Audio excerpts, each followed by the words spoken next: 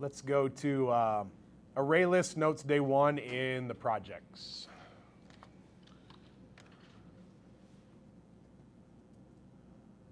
ArrayList notes day one.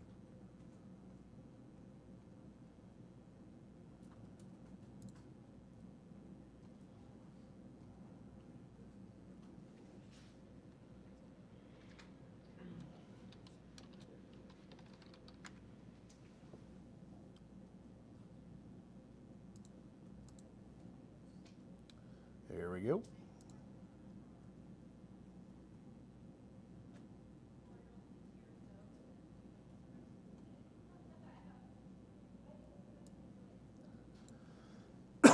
We have some imports. Most of them you know, except for this last one. Import Java util ArrayList. So we have to import the ArrayList class. So that's already in there. So if you get an error, can't recognize the name of the variable of the ArrayList, you probably didn't do the import. We also have a data file of integers and a data file of names of the three stooges. And we'll be using those towards the end. All right, let's start out. I'm going to start out on line 11. Is everybody there? Is anyone not there? Everybody's good to go? All right, here we go then. We're going to start out with a primitive type. Int num is equal to 1. And this is a primitive type. Num holds the value 1. It does not hold the memory location. It actually has the value 1. We can also create an integer called num2 maybe. It's equal to a new integer, and it holds the value 1. But it actually does, I misspoke. It does not hold the value 1. This holds the memory location. That is now an object of the integer class. And it's a wrapper class is what they call it. And so it takes an integer and it wraps it in a class. And now we have methods that we can use that are in the integer class. And the one that we use in a lot is maximum integer value, and minimum integer value. That's one of many that we have. Well, the reason that we bring this up is that ArrayLists cannot hold reference. All right. Cannot hold primitive values. I can speak. So ArrayLists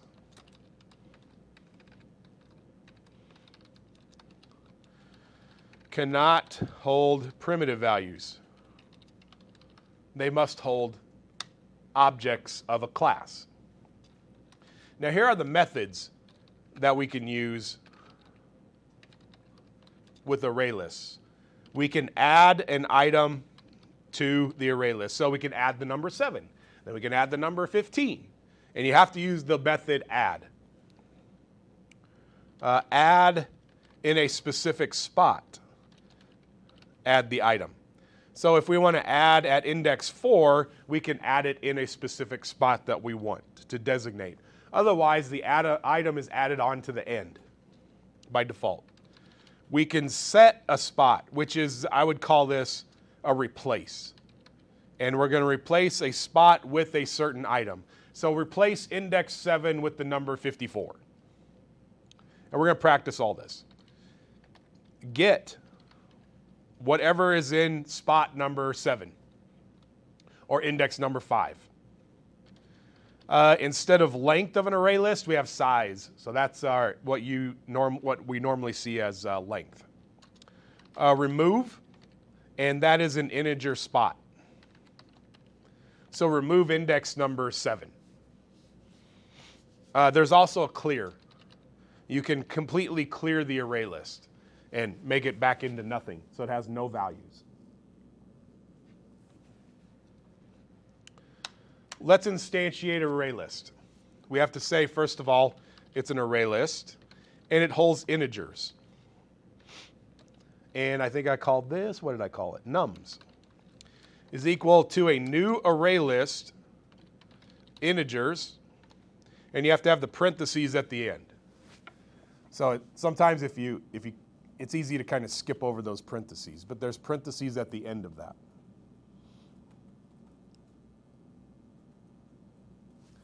How come it's underlined? And maybe it hasn't caught up yet. Yeah, I don't know why that's there. All right. If we print this with arrays, it would, when you print the object, it would print the memory location. With ArrayLists, it actually prints out the array list, which is nice and handy. So we don't have to do anything extra. And what you'll notice here is that it's just 2 brackets because the array list right now is empty. Now with arrays, we had to say that we're going to have 20 spots or 10 spots or 5 spots. With ArrayLists, we don't have to do that. We can add spots and we can remove spots as much as we want. They're a little more versatile. Let's add some values.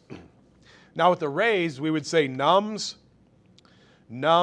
index 0 is equal to the number 7, like that. That's what we would do for arrays. But that's not going to work for ArrayLists. We have to say nums.add. Add the value, let's see what I do. I did 5. And instead of making a whole bunch of lines, let's add 3 numbers. I'm going to keep it on the same line. Nums add, I added the number 6. And then nums.add the number 12.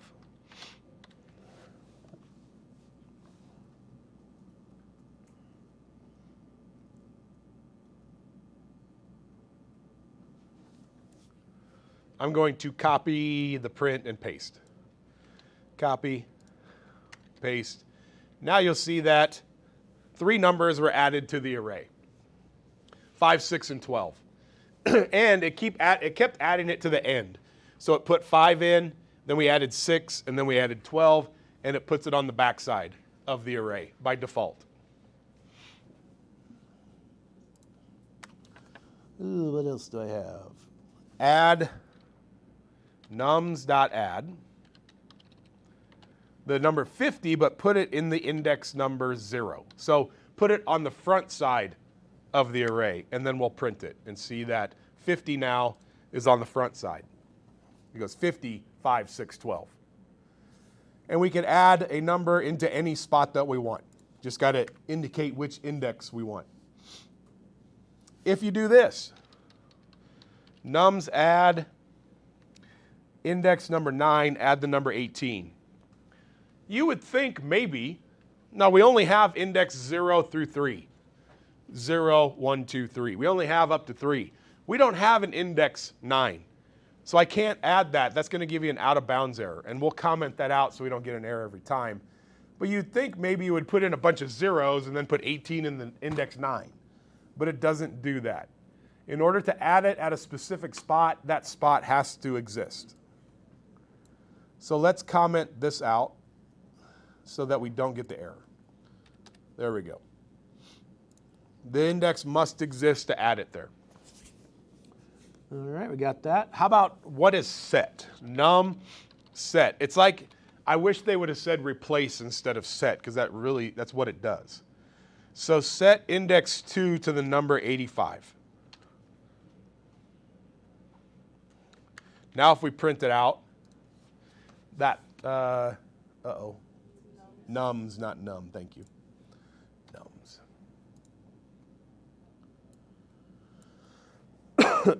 Oh, and I forgot semicolon. There we go.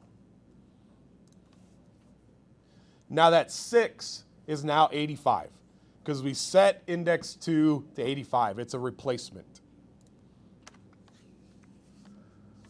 Oh, all right, how about, we'll do something simple here. System out, print line, nums, size, and it should say 4. There's 4 numbers, so now it should print the number 4.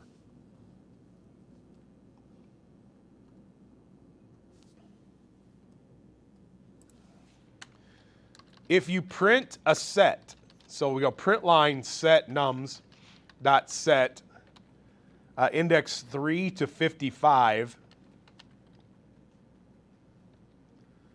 If you just call the method, it replaces. If you print the method sets, it replaces and it prints what it replaced. So it replaced the number 12 and put in the number 55. So you see on the last line it says 12. We replaced 12. Now if you print the array, you'll see that it actually did change as well. So if you want to see what you replaced, you print the set method. Any questions on what happens there? All right. That'd be a great multiple choice question.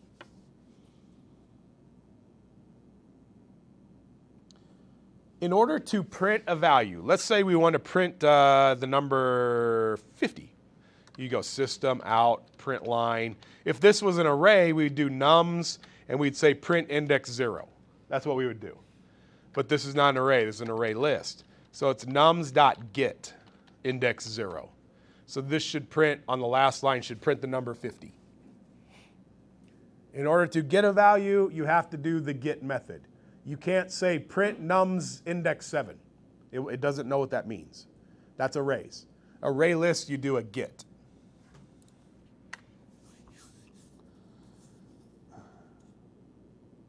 What if we wanted to loop through? For I, int I equals 0, I less than nums.size, I plus plus. So here's a little reminder on how to loop through. We've been off for a little while. And I wanted to print all the values in the array. We'd go system, out, print line, nums.get index I. You got to go get it. You got to call the method get. And that'll just print those numbers in a vertical fashion. There we go, 55, 85, 55. So there's looping through the array like we did with arrays. I should say array list. What if it said double all the values in nums? What if that was your lab? Here's how you would do that. First of all, we're going to double all the values. So we're going to go for int I equals 0, I less than nums.size, not length, size for these, I plus plus. And we would do nums.set. We're going to set every number. We're going to change every number, and we're going to double every number. So index I, change I to nums.get I times 2, not plus, times 2. So we're going to set index 0, then index 1, and then index 2, and then index 3 to twice the number in the spot. So we get that spot, and we multiply times 2, and the set will replace those values. So now if we print nums, all of those numbers should be doubled now. There you go, 100, 10, 170, 110. They're all doubled. Or minus 5 from all the values, or triple all of them, or whatever it would be. That's how you could loop through it and change the values. Just like arrays, we can do a for each to print out all the values. So let's keep it simple here. We're going to go for int x, and we're going to get values from nums. That's the array list. And maybe we just print it out. We'll keep it simple. Now we're going to print x, because x is getting each value in nums. So this should print the array in a vertical fashion. But the new values now. So there's the 100, the 10, the 170, the 110.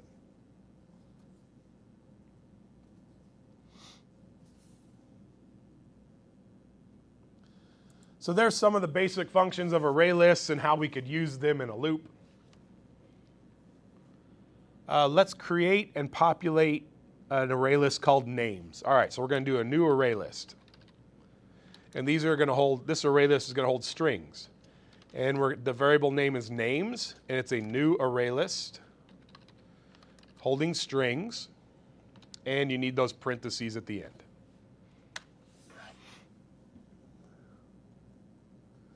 We need a scanner.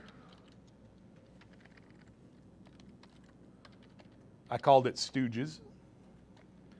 Equals new scanner. And it's not a keyboard one, it's a new file. New file. And we called the data file stooges.dat. I know it's covered up, but that's what it's called.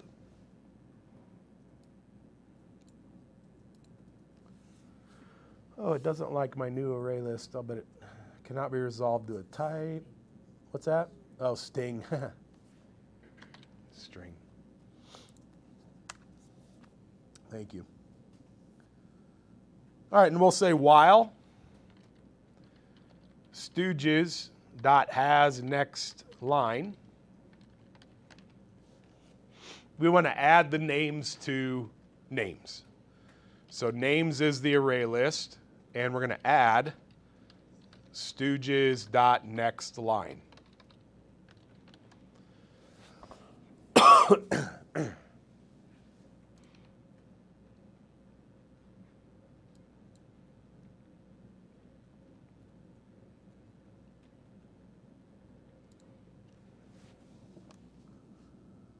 Oh, and let's print it out so we can see it.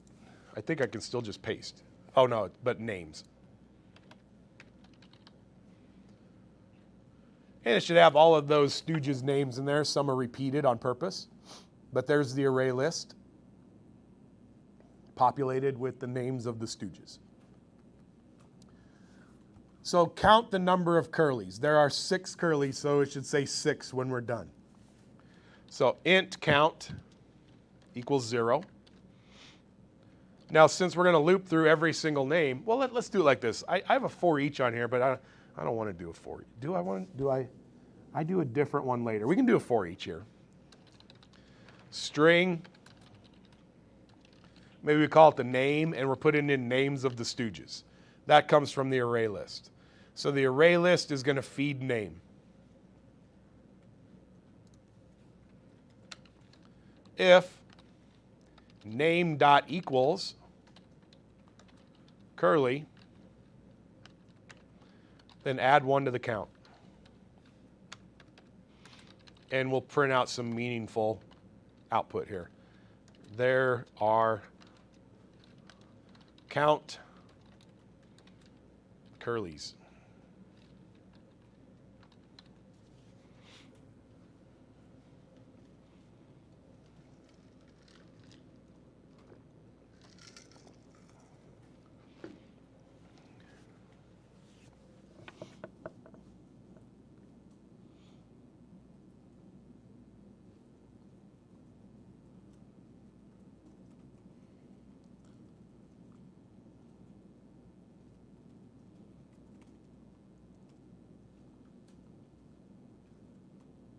When I run it, it should say 6. There are 6 curly. Oh, I need a little space in there.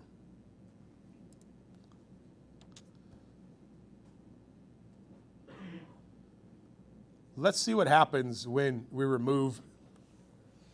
And I want to write this out first, very quickly. I wonder if I can get a blank. Can I grab this? This is calculus notes. I'll just grab a blank page. Because I'm recording this, I want to do it here rather than on the board. Let's do numbers. What if I go 2, 3, 3, 4, 3, 3, 6? I want to remove all the 3s. So we look at index 0. Is it a 3? No.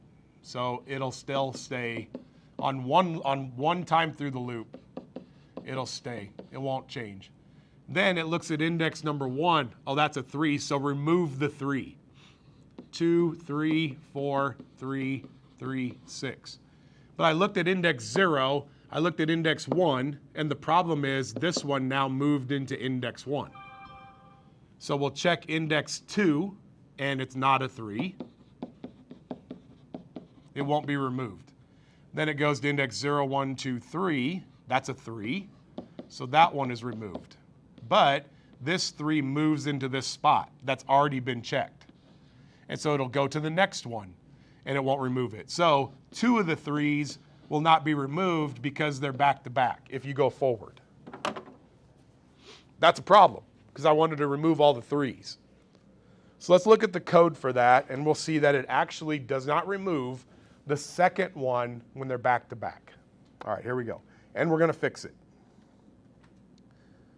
So we go for int I equals 0, I less than names dot size, I plus plus.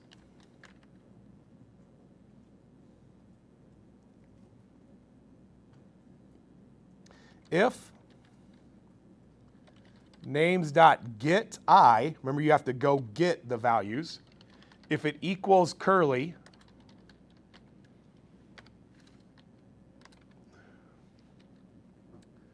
then names.remove I. And then we'll print out names.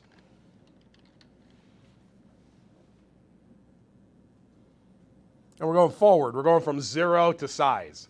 That's going to be a problem because every time curly is back to back, it will not remove the second one because it'll get skipped over. It's the second one slides into a spot that's already been checked, and it gets skipped. So when we run this, and if you're still typing, I'll bring this back. Notice that every time curly was doubled up, the second one is not gone. So this one is not going to be removed. That one's not going to be removed. And if it's a single one, we're okay. So the only time we're good is if it's a single. Now to fix that, all we have to do is remove it going backwards. So let's take a look at our example here. 2, 3, 3, 4, 3, 3, 6. Let's say we start at 0, 1, 2, 3, 4, 5, 6. We start at position 6. It doesn't get removed. Then it goes to position 5 and removes it because it's a 3. Well, now this was 0, 1, 2, 3, 4. This is position 4, and now that's still position 4. It didn't get bumped over. So this one will be removed also. Then that's still in the same position. Everything is still in the same position, so all of them will be removed. The position of the number never changes, or the position of the name. Now, when I was writing these notes, I ran into an interesting problem, which I kind of like. The array names now looks like this. There's some curlies left, but I want it back to the way it was. And there's a problem. When you read a data file, the data file has a pointer in it. And so when we started it, the pointer was at Larry. And then each time you read a value, the pointer goes down, down, down. So the pointer now is at the end of the file where there are no values. So if we try to loop through and read the names in again, it won't read anything in. It won't change it. So what we have to do is we're going to completely clear the array, names.clear.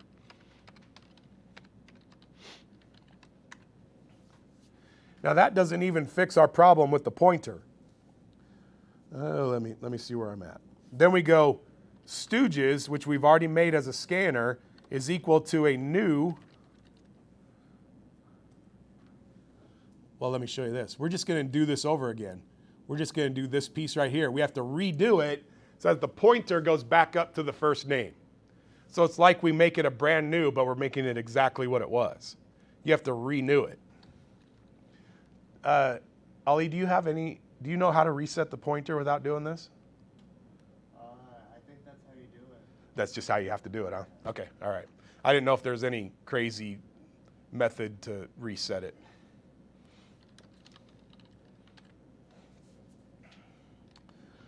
All right, new file. Oh, it's lowercase. Stooges.dat. So we've reset it. Now it goes back up to the top because it's a brand new file. We're treating it as a brand new file. Okay, but we want to repopulate. So we're going to do the while now. While stooges dot has next line, we're going to say names dot add. Remember we cleared it. Add stooges dot next line. And now our array is brand new. It's repopulated. And now we can remove all instances of curly, but we have to go backwards if we actually want to do that. All right, so here we go. We're going to go for int I equals size, names, dot size. But if I did names dot size, it would be out of bounds. So we got to go -1. Because if we have 6 values in there, then index 5 is our last index. While I is greater than or equal to 0, because we do have an index 0. I could do just greater than -1 also. I minus minus.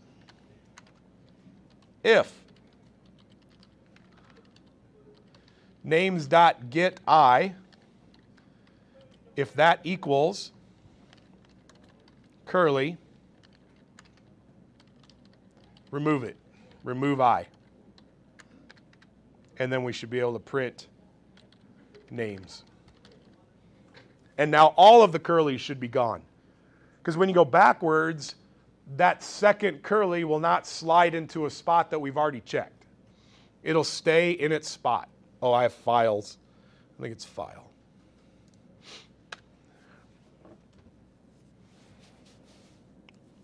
Still underline. That should work.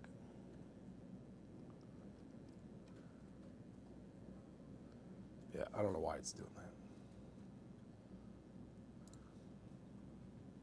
All right, I even printed out. Let's see it run. Let's see if all the curlies are gone. Yep, see Larry, Mo, Larry, Larry, Mo, Larry. All the curlies are gone now. So if you're asked in a lab to remove stuff, remove all of this, all of that, go backwards, and it'll work every time. If you go forward, you're going to have some problems. Now, if you go forward, the only way it's going to be accurate is if none of them repeated. That's the only way it's going to work. All right, let's build the nums array.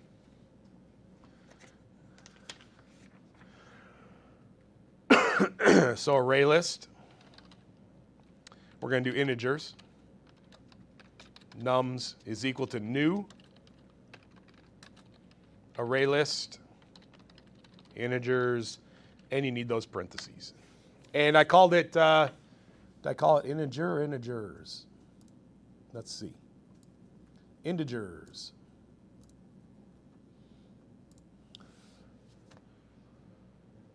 Oh, no, I need a new scanner, don't I? All right, scanner. Numbers is equal to new scanner, which is going to read from a new file that we called integers.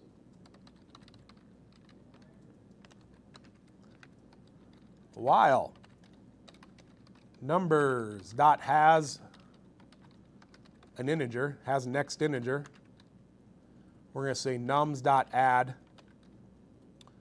numbers dot next integer. And that's just a little review of how to read from a file.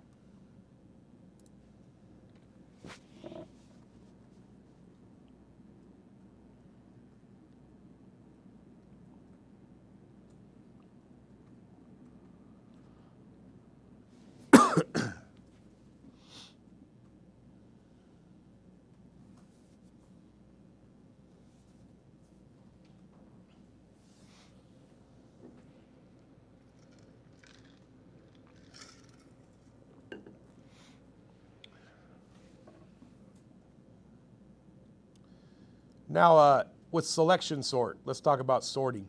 I'm not going to, you don't have to know the algorithm. You just have to know how it sorts it. So if we run this, I'll put that back up if you don't have it yet. Uh-oh. It's already defined. No, it's already defined. Oh, I used nums up. I think I used num2 originally, way up at the top. Do this for me. Go way up at the top.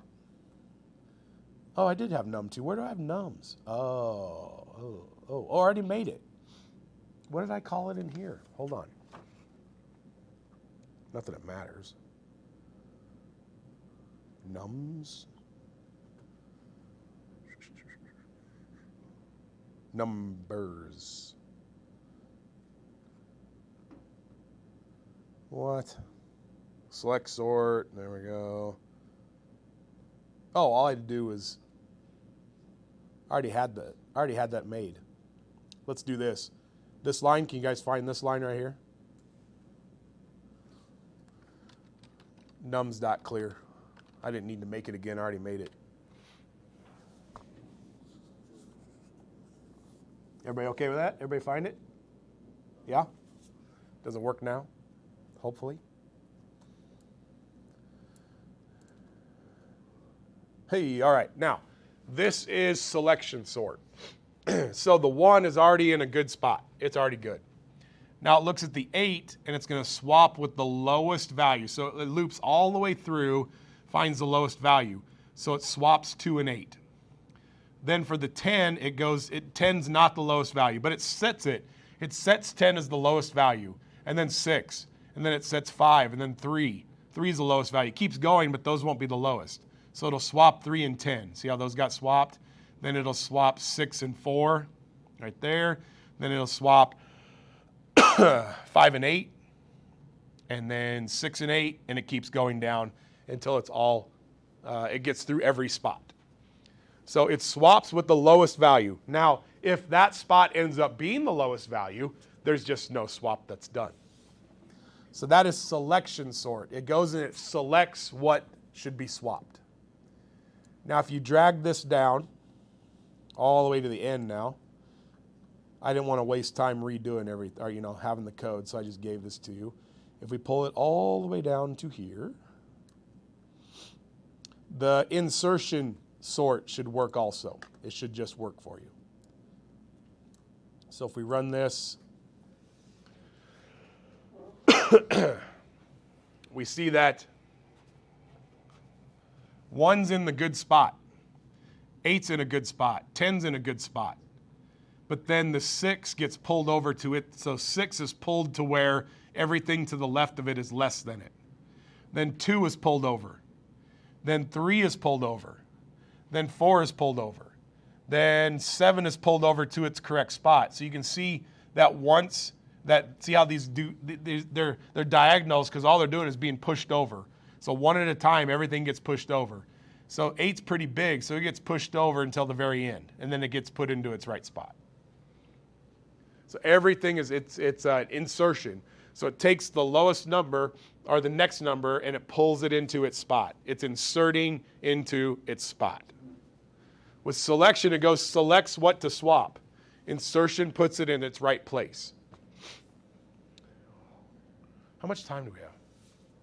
38. We'll practice this tomorrow. We're about out of here. All right.